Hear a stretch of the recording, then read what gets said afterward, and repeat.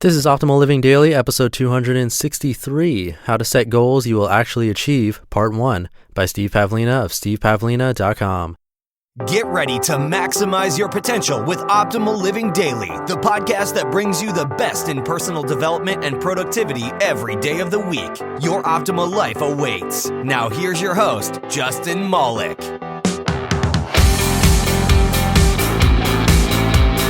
Hey, what's going on, oldies? Don't worry, I'm not calling you old. Sometimes I refer to you as an oldie, since OLD stands for Optimal Living Daily. But before I dig myself into a hole, I'm going to move on. I'm Justin Malik, and this is the only podcast that I know of that reads to you from the best blogs around, covering personal development, minimalism, productivity, and more. Well, besides my other two spin-off podcasts, but they're part of the OLD family, so that doesn't really count. Anyway, I'm back today with a post from Steve Pavlina, who I recently found out enjoys meeting his listeners. Like, you can schedule to meet him in Las Vegas at Starbucks for free? Seriously? He just needs 3 days notice. It's pretty crazy and something I wish I had the courage to do. If you want to check that out, just visit stevepavlina.com. And with that, let's hear his post and start optimizing your life. How to Set Goals You Will Actually Achieve, Part 1, by Steve Pavlina of stevepavlina.com. A major obstacle that prevents people from enjoyably achieving their goals is that they set their goals incorrectly to begin with. This problem occurs because people don't understand the nature of time well enough. When people consider a particular goal, they often worry about the time commitment. If I start my own business now, it could take years to make it profitable. I'm so overweight, it could take years for me to get in shape. If I break off this unfulfilling relationship, it could take years to get back on my feet again. Such thoughts are clearly demotivating, but more importantly, they reveal a total misunderstanding of the nature of time. We value our time, so we have a natural tendency to be expedient, and we also want to enjoy the present moment. Consequently, we're disinclined to set goals that will take a very long time to achieve. Who wants to toil for years in order to reach a potentially better someday? Most of us simply don't have the discipline to do that, even if there is a pot of gold at the end of the rainbow.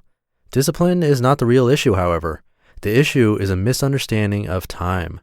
We tend to think of time as a resource that we spend, just like we spend money. To complete a 1-hour task is to spend an hour on it. How are you spending your day? Where do you want to spend your next vacation? How will you spend the rest of the year? Time is money, a disposable resource. This is a silly and inaccurate way to think about time, however.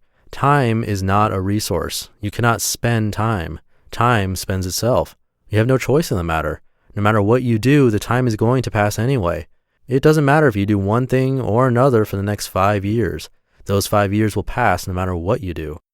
In reality, you are never in the past or future. You exist only in the present moment. Even when you remember the past or envision the future, you're still thinking those thoughts in the present. All you really have is right now, and that's all you ever will have. You can't control the passage of time, but you can control your present moment focus. That's all. No past, no future, just right now.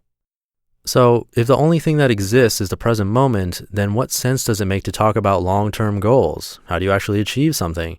Well, first, understand that you can only achieve anything in the present moment, and you can only achieve those achievements in the present moment. You can't achieve anything or enjoy anything in the past or future because you're never there. That's obvious, isn't it? But too often, people act incongruently with this fact. It's very difficult to achieve a goal that's based on an inaccurate model of reality. Such a goal will surely be an uphill struggle. The purpose of goal setting isn't to control the future. That would be senseless because the future only exists in your imagination. The only value in goal setting is that it improves the quality of your present moment reality. Setting goals can give you greater clarity and focus right now. Whenever you set a goal, always ask yourself, how does setting this goal improve my present reality? If a goal does not improve your present reality, then the goal is pointless, and you may as well dump it. But if the goal brings greater clarity, focus, and motivation to your life whenever you think about it, it's a keeper. Many people set goals and then assume the path to reach the goal will require suffering and sacrifice, a recipe for failure. A better idea is to set a goal and pay attention to the effect it has on your present reality. Set goals that yield a positive effect on your life whenever you think about them, long before the final outcome is actually achieved. Treat goal setting as a way to enhance your present reality, not as a way to control the future. Suppose you set a goal to start your own business. You imagine some future point where you're enjoying being your own boss, doing what you love, and making a great income. Nothing wrong with that. Then you think about how much work it will be, the risks you'll face, and other discouraging thoughts. You've left the present and are dwelling in the future, which is only an illusion. Bring yourself back to the present and realize that none of those things have happened. You're just making them up. How silly it is to make up things you don't even want, and your imagination isn't accurate anyway. Now try this. You have to hear that in tomorrow's episode. You just listened to part 1 of the post titled How to Set Goals You Will Actually Achieve by Steve Pavlina of stevepavlina.com. And now Steve tends to have some interesting perspectives on things, but almost always with a really, really solid point.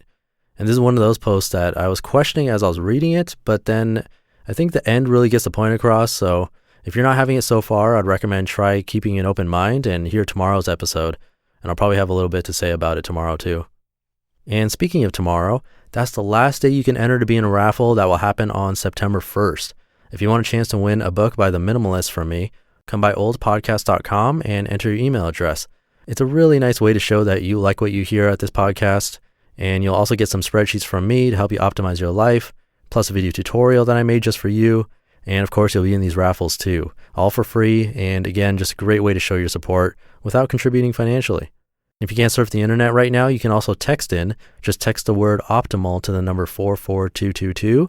That's optimal to the number 44222, and that's a faster way to join. Or again, just visit oldpodcast.com and you can enter your email address there. And of course, tomorrow I'll continue reading this post, so stay tuned for that, where your optimal life awaits. Hey, this is Dan from the Optimal Finance Daily podcast, which is a lot like this show, except more focused on personal finance. Justin handpicks the best posts he can find from blogs and authors like Ramit Sethi, Mr. Money Mustache, and more, and I read them to you 5 days a week. So if you enjoy this podcast, come on over and subscribe to Optimal Finance Daily too. And together, we'll optimize your financial life. You've been listening to Optimal Living Daily. Be sure to hit the subscribe button to stay up to date on each new episode, and head to oldpodcast.com. That's oldpodcast.com for a free gift, as well as more actionable tips and resources to help you maximize your potential. Thanks for joining us, and remember, your optimal life awaits.